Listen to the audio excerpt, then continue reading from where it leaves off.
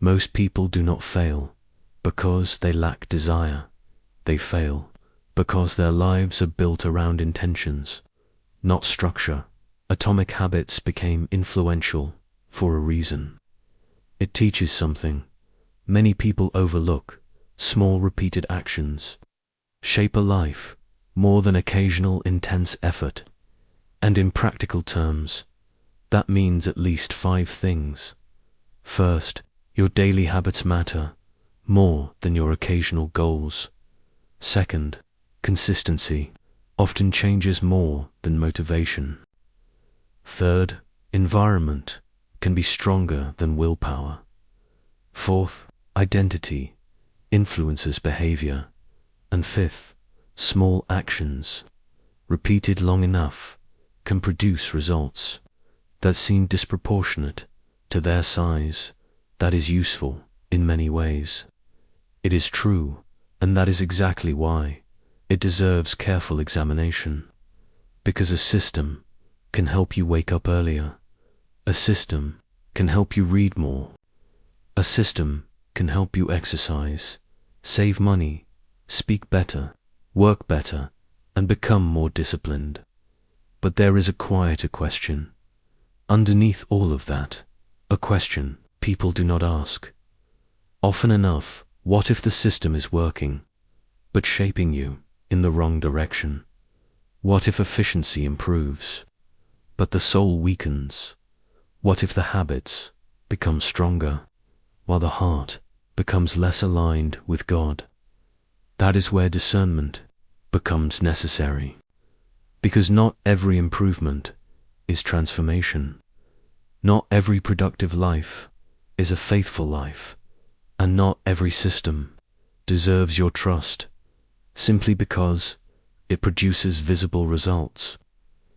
At its core, Atomic Habits is built on a simple idea. You do not rise to the level of your goals. You fall to the level of your systems. In other words, what you do every day matters more than what you intend to do someday. And in practice, this shifts the focus away from outcomes toward processes. Instead of asking, "What do I want to achieve?" you begin asking, "What do I do consistently?"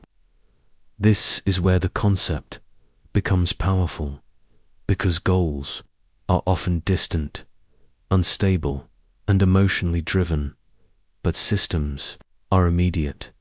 They are repeatable. They are measurable. They are something you can actually live out day by day, and in themselves, systems are not the problem. Order, rhythm, and consistency are not opposed to Scripture. In fact, structure can serve what is right when it is rightly placed. So, instead of saying, "I want to be healthy," the system becomes, "I walk every morning." Instead of saying, "I want to grow spiritually," the system becomes, "I read Scripture daily." Instead of saying, "I want to be disciplined," the system becomes, "I do what is required, even when I do not feel like it."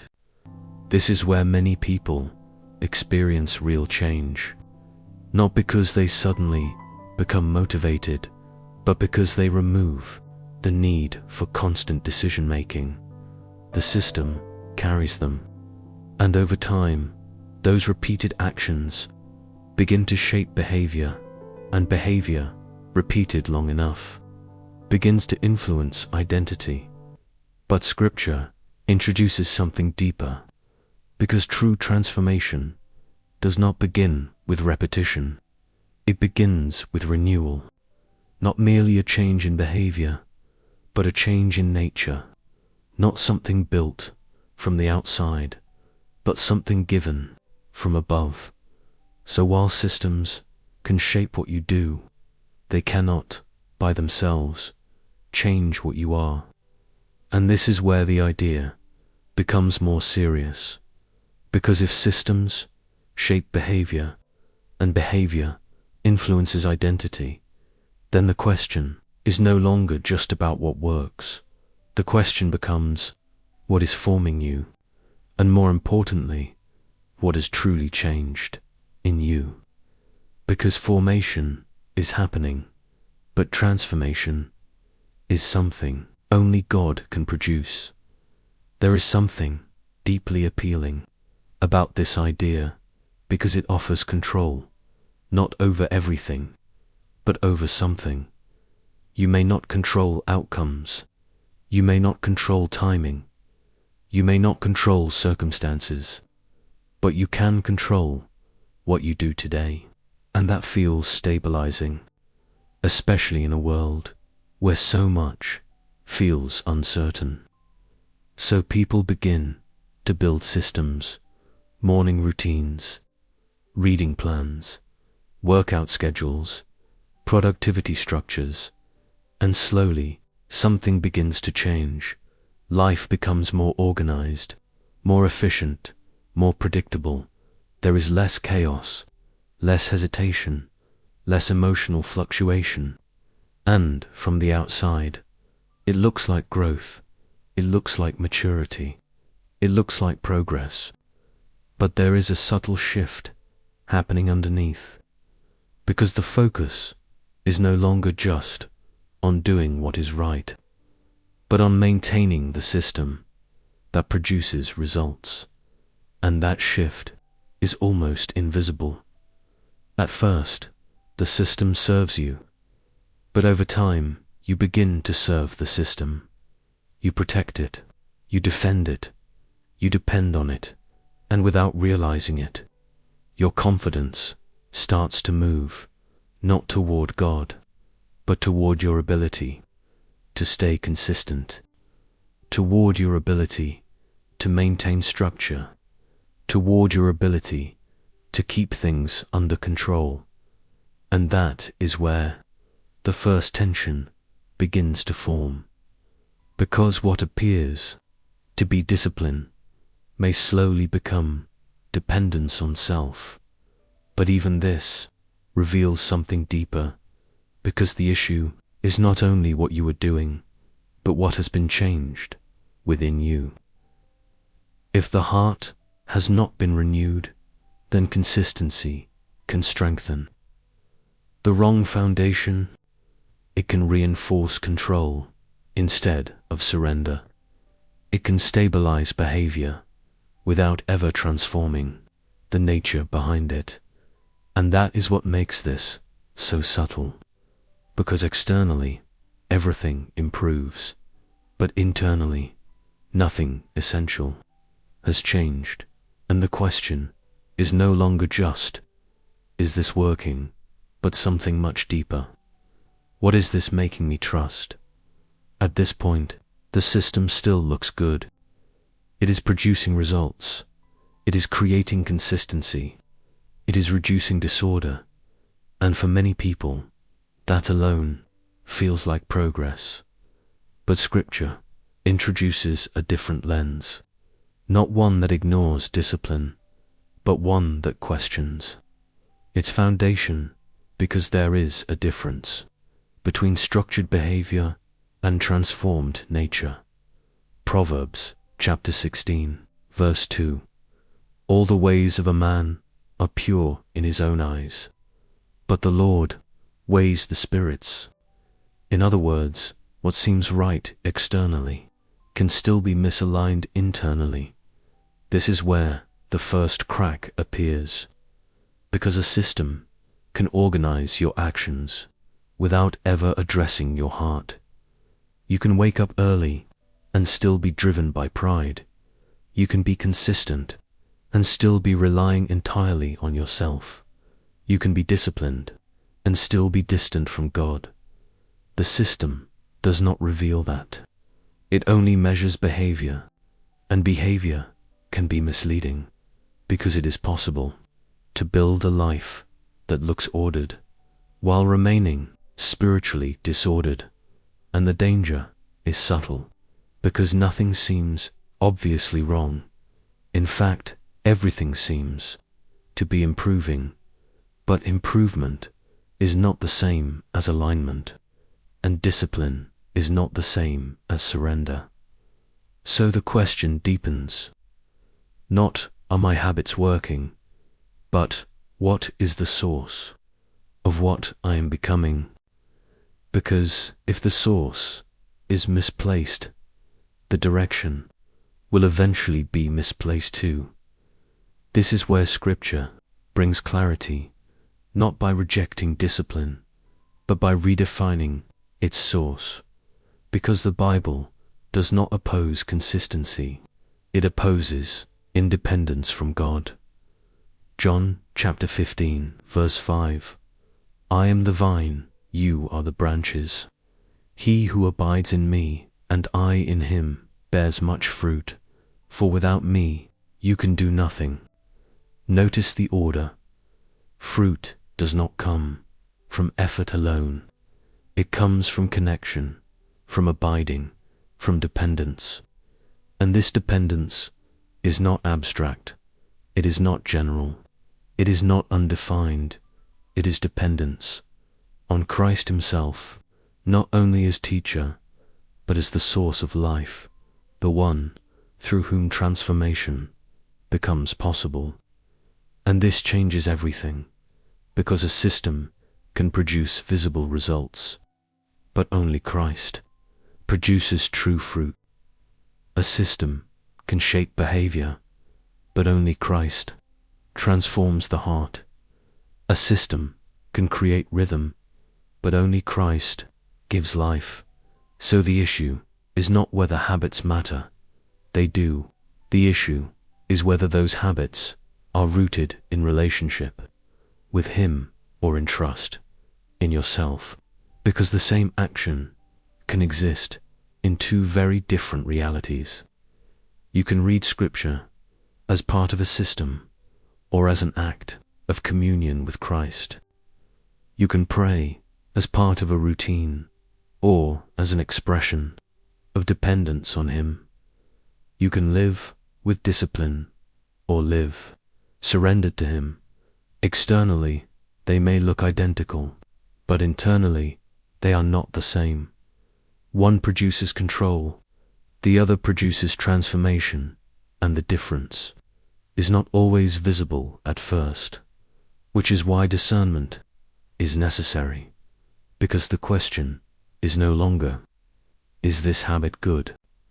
But, is this habit connected to Christ, the source of life? Because without Him, even the most effective system can quietly lead you away from the one it was meant to honor. And this is where the tension reaches its peak, because now the issue is no longer about habits, it is about trust.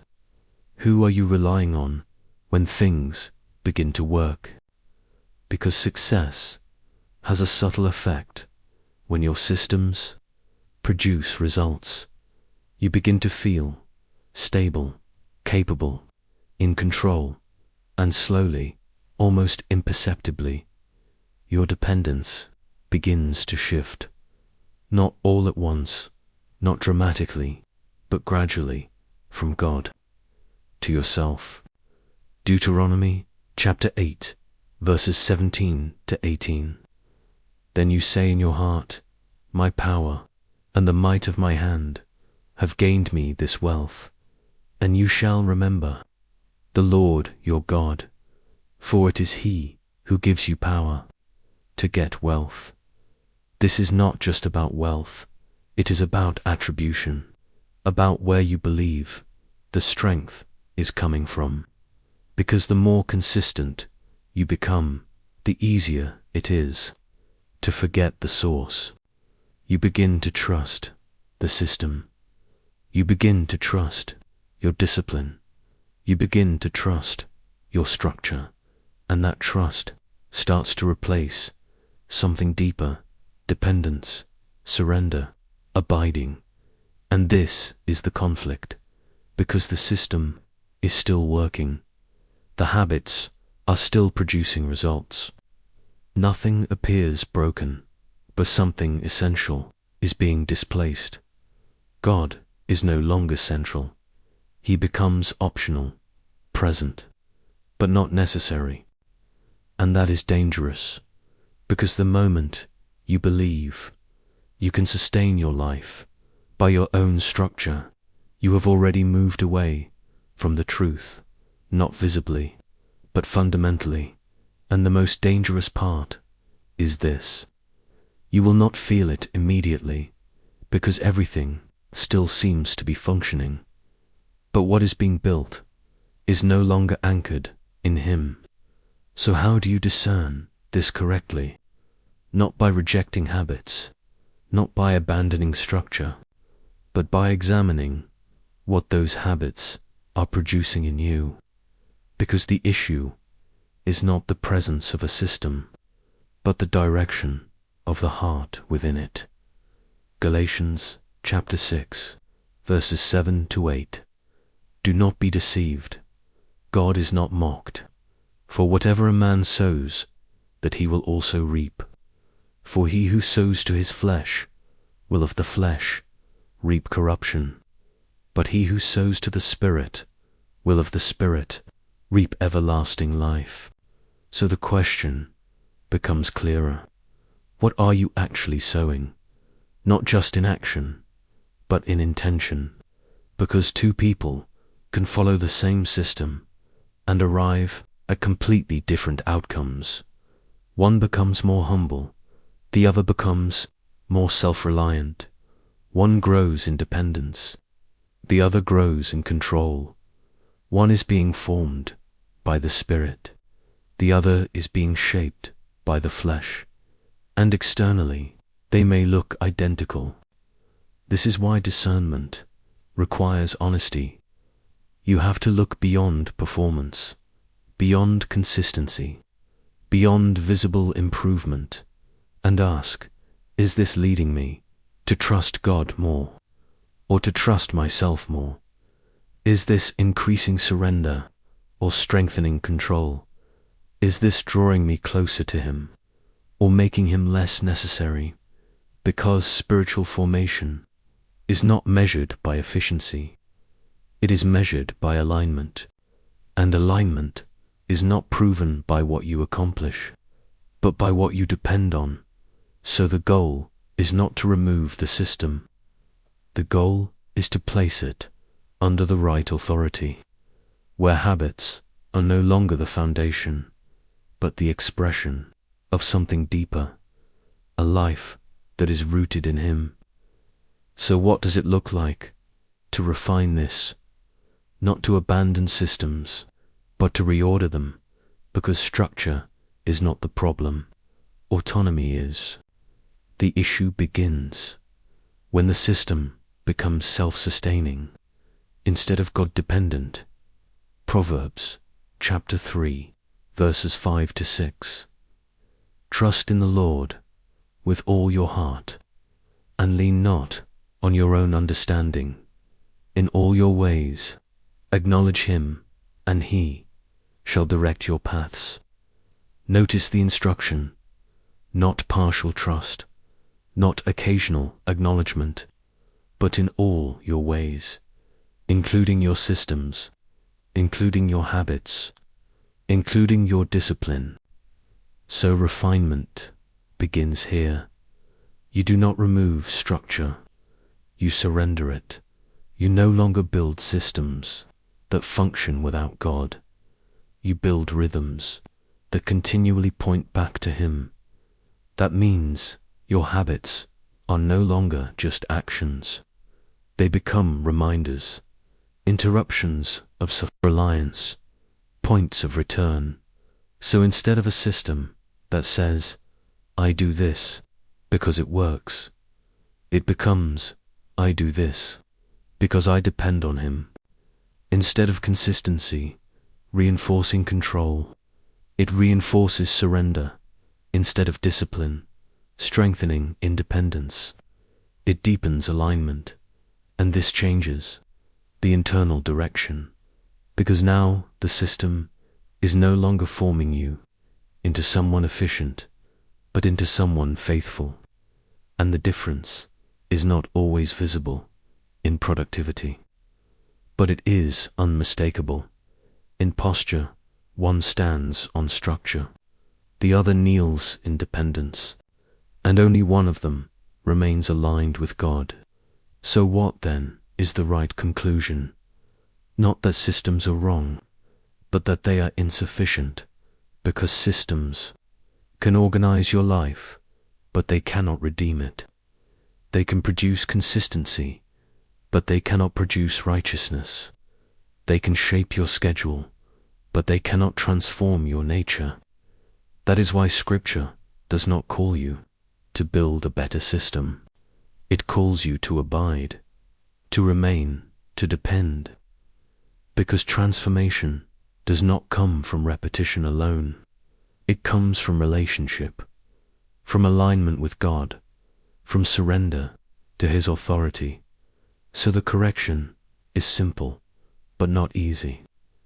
Do not place your trust in what you can maintain. Place your trust in the one who sustains you. Let your habits serve your faith, not replace it.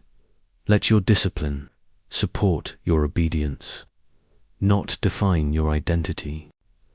Let your systems remain tools, not foundations, because the moment they become your foundation, you have already shifted your trust, and that shift, even if subtle, changes everything. So the answer is not to remove structure.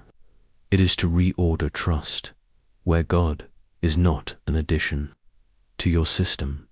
He is the source of your life, and everything else flows from Him. There is a kind of life that looks ordered, and a kind of life that is truly aligned. They are not the same. One is built on consistency. The other is built on surrender. One depends on what you can sustain. The other depends on the one who sustains you. And the difference between them is not always visible at first. In fact, the more disciplined the life appears, the harder it can be to detect what is missing, because everything seems to be working. The habits are in place. The structure is stable. The results are visible.